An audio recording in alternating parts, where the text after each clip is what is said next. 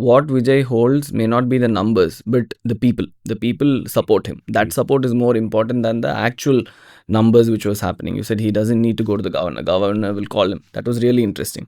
So, but now whatever is happening in the state, if you see, more than 20 people from the ADMK had supported Vijay, and now they've gone back to Edapadi, the previous CM, and said they want to be with him itself. And 3-4 people have resigned from their MLA and joined TVK. So with like, as a citizen, when I see all this happening, I'm not able to understand the political landscape as to what TVK wants to do. Whether my idea of TVK, what they want to do in a state, because they promised clean governance. They promised no corruption in the state. And when we see all these MLAs resigning, joining TVK, going back to ADMK, we feel something fishy is happening amongst the political space, where they probably want to be the majority party before 6 months, because after 6 months there might be something coming up, no confidence motion, we don't know. The people who are supporting are all like 1 seats and 2 seats, and opposition is also very strong. DMK as opposition has always been a very strong party, so that probably that might create a lot of concern. So in six months, what is that we can do to achieve the majority for the next 4.5 years for us to rule? Might be the state. So what do you feel is from a people's perspective, how will this impact the governance? See, one thing is, if Mr. Vijay loses his credibility in terms of whatever he promised, which is a clean, corruption-free government, then his survival beyond 6 to 8 months will be very difficult. Then he will become as the same politician of,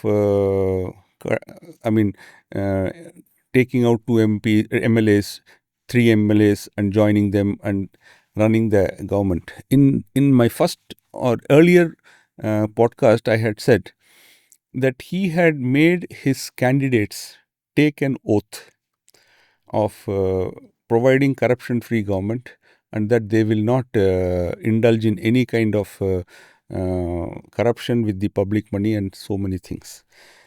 I would have expected him to take a similar oath for MLAs who have won.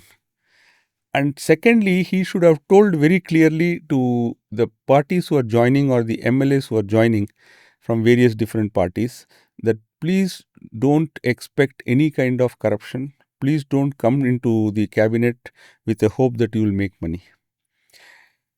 Mr. Vijay should stake his entire political career on this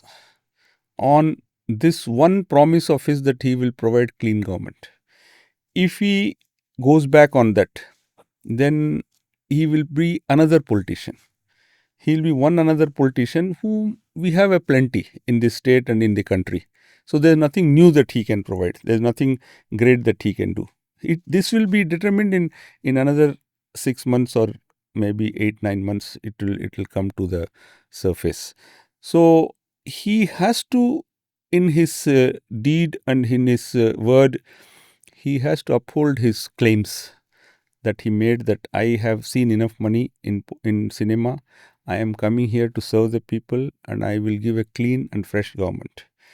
That part he has to ensure not only about himself but about his ministers and about people who are joining his government, and because somebody or the other will keep reminding him about the oath. So it's not the question of numbers. As I told earlier, it is not the question of 118. Whether it is 118 or 107, he will continue as CM as long as he commands the moral authority. He will become vulnerable with even parties with 2 MPs and 2 MLAs or 5 MLAs, provided they feel that he is not willing to give up the chair. Suppose he says, I don't care. To me, honesty and clean governance is topmost. If the government falls, let it fall. Then you see what happens. Then he will never lose. His majority will always be there, because whenever there is a floor test, he will always get majority. With 107 itself, he will have majority, because it's always present in voting. It is not somebody or the other will definitely abstain. and in overall sense, he will win the vote of confidence, because his shortage is hardly 10 or 12. That he can cover it up by his moral authority itself. But if he slips on that, then difficult. Then things will be very difficult. As of today, everybody is on his side. Well, everybody is looking up to him that something big is going to happen, and whatever they saw in last 60 years, that will not be repeated. And he has come on a platform which is very different, which is fresh, and he says that it will be non-corrupt, clean government, which is not having the baggage of casteism, all this anti-Sanatan, pro-Sanatan religion. All these things have taken a backseat in Tamil Nadu suddenly. I mean, what is important today is good administration, clean delivery of fruits of welfare, welfare governance in Tamil Nadu, and those are the things which are the expectations of public. If he keeps up to it, then he will definitely last very long. He should not much bother about these things, this political business, because he came on a very different platform.